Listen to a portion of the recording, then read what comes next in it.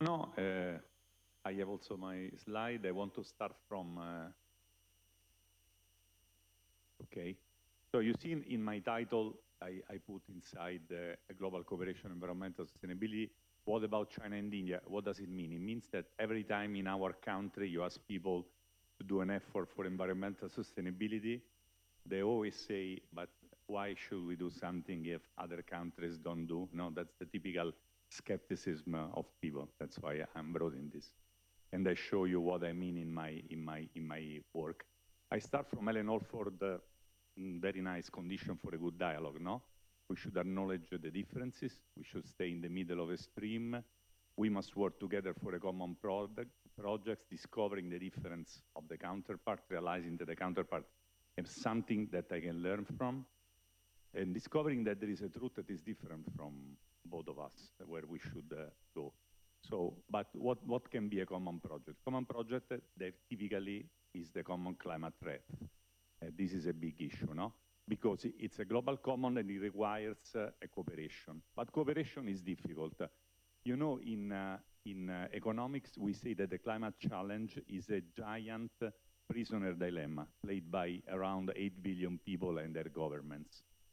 Basically, what is the social dilemma? It's an individual can choose, very simply, grossly simplifying, an individual can choose between an ecological action, which is more costly, money, time, habits, and a less costly going as usual option, okay?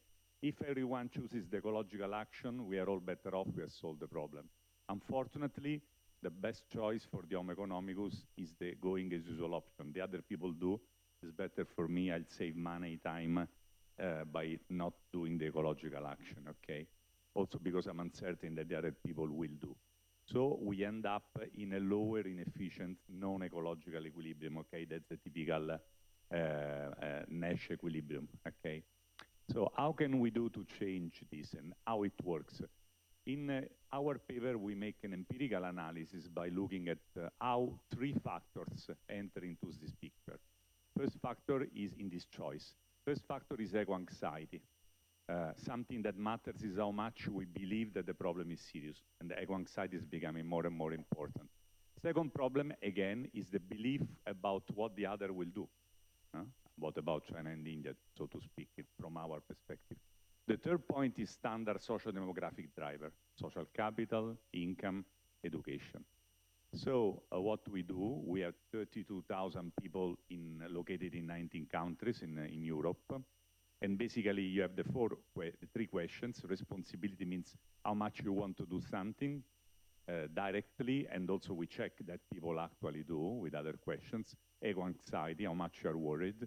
And governments, how likely governments in enough countries are taking action to reduce climate change. Okay, so we know individual people what they say about these things. Of course, as you may understand, individual action, which is in the vertical axis, grows as far as you believe that other governments are also working, and the more you have eco-anxiety, the more you're willing to do, okay? But if you put all these things together into a model, considering all the factors together, what you get is something like this. You see, what is depart from the red vertical line, it's a significant factor. So eco-anxiety is very, very strong. Perception that other governments are going to do is also strong. There is a very strong gender effect, as we know in the literature. Women are much more likely to act for environmental sustainability, maybe because they're more concerned about the future than men. Education is important, and income is important, of course. This is also the nexus between social sustainability and ecological transition.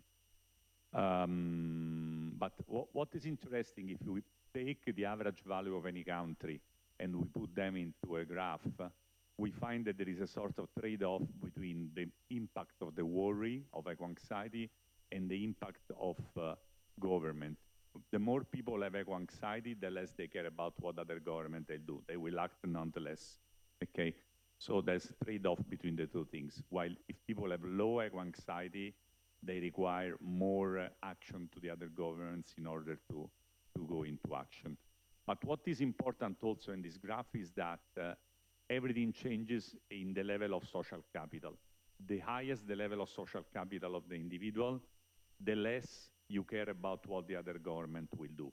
As you know, in game theory, we have basically two tribes in the among human beings. A small tribe, I would say 10, 20% of what we call, from the Western perspective, Kantian or unconditional cooperator, people that they cooperate no matter what the other people will do, while most of the people are conditional cooperators. I would say 70, 80% of people.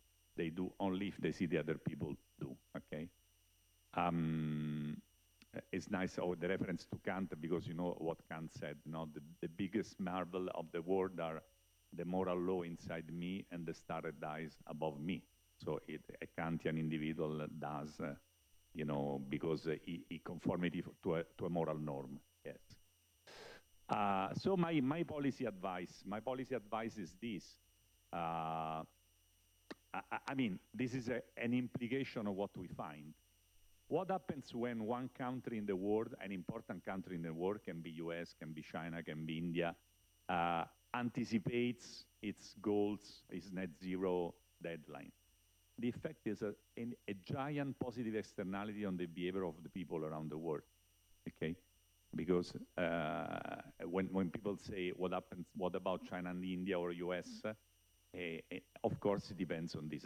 As we know, we have 8 countries which are already zero emissions. We have 6 countries who made zero emission mandatory, and 144 countries which fixed the deadline.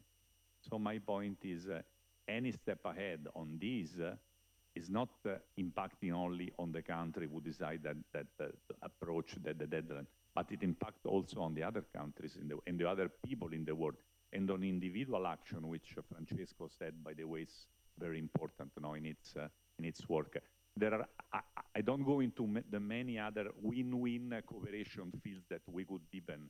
For example, there is the big problem of international trade, a discussion about border adjustment mechanisms, carbon leakage, There we discussed here other times there could be a balance in saying, okay, we can set carbon border adjustment mechanism, but we could invest this money into transition funds for the other countries, and so there are many other fields where we can cooperate. My last point is this: it's about the point of Enrico of indicators. Basically, what I mean is that if you look at the history of the mankind, this is the very famous table of Partha Dasgupta, Economics of Biodiversity, shows that in 2,000 years, the humanity went from 24-year average life expectancy to 73, an incredible amount increase of population. Basically, it's 560 billion potential of years of life more than beginning. And this was created with the Industrial Revolution, the first inflection point. The indicator of the inflection, the mantra of the Industrial Revolution was doing more things in less time. That's productivity and efficiency. Now we need another inflection point, which is circularity, which means creating value in a sustainable environmental way. This is an incredible change in indicators, in skills, because we need to bridge economic and natural science skills. I myself worked with the last 3 Ministry of the Environment in Italy, and I didn't know anything about natural science, and I had to learn about that. Now everyone, every profession needs to do that. So I think that it would be, I agree with the idea that it would be great if a place like Vatican or the Academy could stress these 2 points: cooperation in environmental, the fight for climate change, and cooperation in the creation in new sustainable well-being indicators that can help us to become the new inflection point generation. Thank you.